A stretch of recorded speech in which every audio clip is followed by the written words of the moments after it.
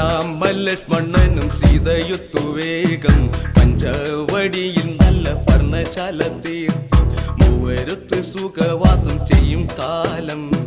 കണ്ടു കുടിലരികിൽ സീതയൊരു മാനെ തുള്ളി തുള്ളി കളിക്കുന്ന മാനേ വള്ളിക്കാട്ടിൽ തുള്ളിയിടുന്ന പുള്ളിമാനേ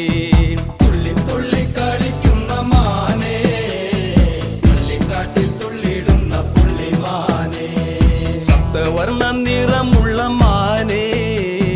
സീത കണ്ടു കൊതിച്ചത പുള്ളിമാനേ സപ്തവർണ്ണ നിറമുള്ള മാനേ